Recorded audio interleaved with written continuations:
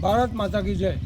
તો મિત્રો, અમારા ગયા વિડીયોની અંદર કમેન્ટ આવી હતી કે ચાપ કટર વિશેની માહિતી, તો ચાપ કટર વિશેની માહિતી આપણને રોનકભાઈ આપશે।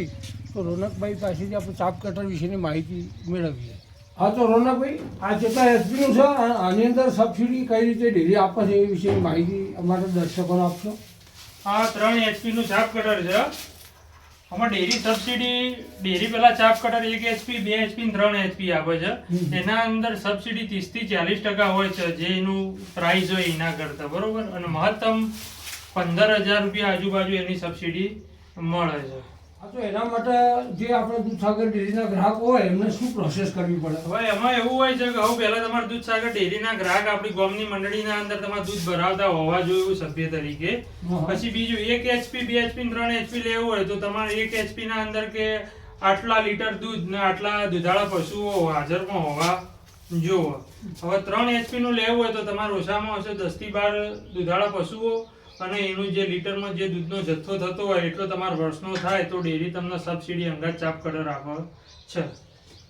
હા, તો રોનકભાઈ, મારે એ પૂછવું છે કે આપણા મહેસાણા ડેરી વિશેની તમને માહિતી છે કે બીજી ડેરીઓ પણ આ રીતે આપી શકે? ના, એ બીજી આપણે કોઈ માહિતી નહીં, પણ આપણે મહેસાણા ડેરીના અંદર 2 કંપનીના છે, એક ભગવતી છે અને એક બીજી પવન કરીને એક કંપની છે, એની ચાપ કટર આપણે સબસિડી અંગત ડેરી આલે છે।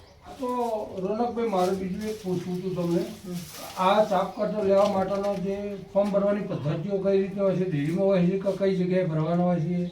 હા, તમારે ચાપ કટર લેવું હોય તો તમે ડેરીના અંદર દૂધ ભરાવતા હોય તો તમારે ત્યાં મંત્રીને મળવાનું અને મંત્રી ઓફલાઈન એની બધી પ્રોસેસ કરીને ડોક્યુમેન્ટ તૈયાર કરીને આપે, પછી તમારે ચાપ કટર મહિનાના અંદર આવી જાય। આ ચાપ કટરથી આપણે જે ચાર કાપીએ તો એનાથી શું શું ફાયદા થાય તમારી રીતે અમને સમજાવો? ચાપ કટરથી કાપેલી ચાર ખવડાવવાથી મેન ફાયદો એ થાય છે કે તમારે એના જે ડાયજેશન કરવા, પાચન કરવા માટે જે એનર્જી વપરાવી જોવે એ રહી ઓછી। આખો ડોકો ખાઈને કટિંગ ચાર ખાય એમાં ઘણી એને ફરક પડે છે, એને ડાયજેશન કરવામાં સરળતા રહે છે, પાચન કરવામાં। એટલે એને કોઈ અપચો કે એવું રહેવાનું? અપચાનો પ્રોબ્લેમ ઓછા હોય, બીજું એને એનર્જી ઓછી વપરાય શરીરમાં ડાયજેશન કરવા માટે। આખો ડોકો ખાઈને ટુકડો ખાય એમાં ફરક તો પડે।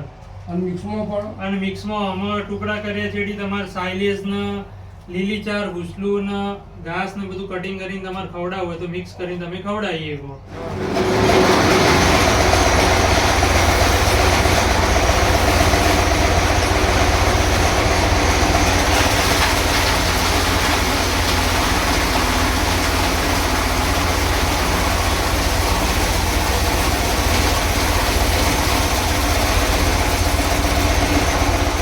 ઘાસ અને કટિંગ થયેલી એની કૂટી છે લીલા ઘાસની, આ મિક્સ કરીને બધાના અંદર ખવડાવવા થાય।